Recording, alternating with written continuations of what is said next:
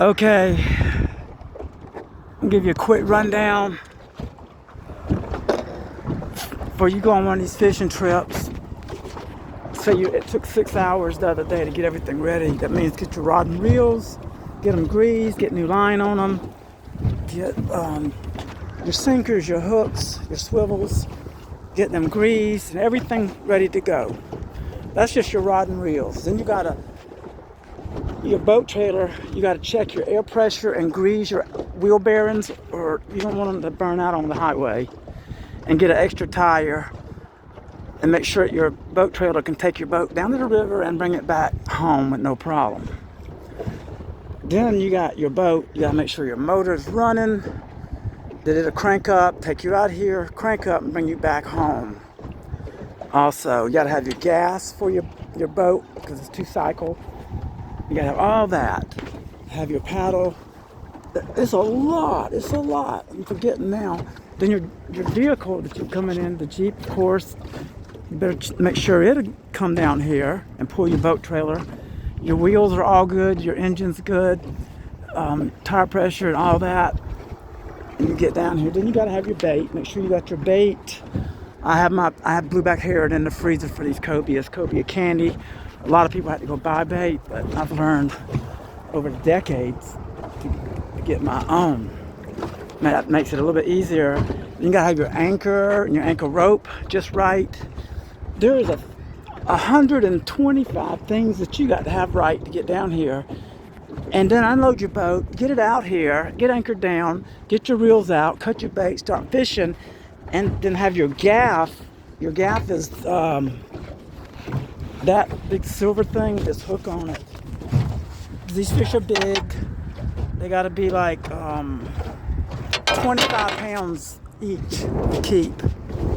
Nothing under. It's 36 inches from the tip of the nose to the fork of the tail, not the length of the tail, just the fork. That makes it a big fish.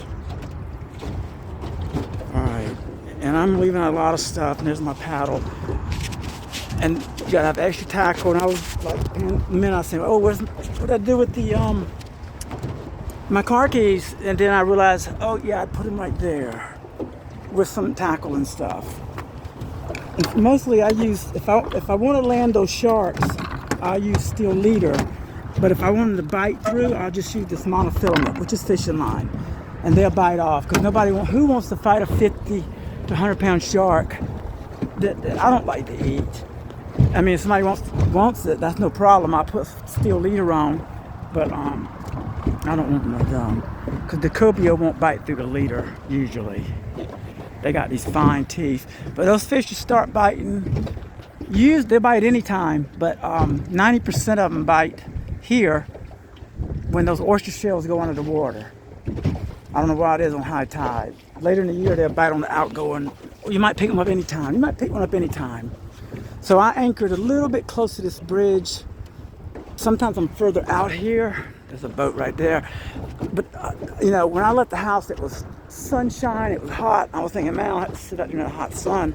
I'm gonna anchor under the bridge. Didn't make it that far right there.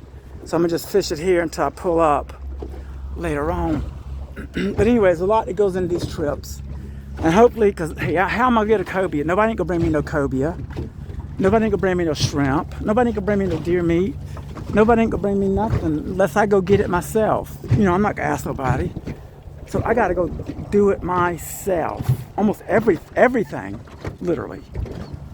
So, alright. So I ain't had no bites yet, which is okay. I'm getting adjusted here. I don't have any shrimp with me, so I'll be catching nothing that likes shrimp. Those big black drum do, and I like to eat those too. But I'm at the cobia, and that's just the way it is. So, and I thought about going on out there. I was out there the other day on that island, but I was looking for artifacts, and the tide went out and I got stuck. I was out there 6 hours, which is a little swallow of water left, cramped up big time. But finally the tide came in and I got out of here before dark. And I've been out here since right at the daylight. That was a long trip. That was last week. And I left the boat hooked up to the trailer I said, well, you know, I might go back day after tomorrow, but it's been like 6 or 7 days. So I still had it hooked up, but I'm here today. So we'll see what's going to happen. I'm going to fish it out till 4 or 5 o'clock. I think it's high tide around 3:30, 4 o'clock. So we'll see. Unfortunately, when I get a fish on or bite, I can't get this camera, cut it on, try to hold it, and film at the same time. That just does not work. I have done that, but I don't have that little camera thing with me. I don't use a cell phone. So I got an iPad with me now. I only have internet at my house. So it's hard to hold this. It'll be impossible to hold this and get a fish. Only once I get it in the boat, then I can take a picture or a video of it. But for my first one this year, and remember in May, you cannot keep these fish. They've got it where, ain't it saying, where you can't legally keep a cobia. But that's when they're here the best, in May. I usually catch 7 to 10 fish here every trip. Used to come here 13, 14 trips in a row every day and catch them. That was with the old bridge. See the old bridge down there? But things has changed. Things has changed a lot. I don't know where my old spot was either. So I'm having to, over the years, relearn all this. But they anywhere down here. All right. Been a long video. End this one.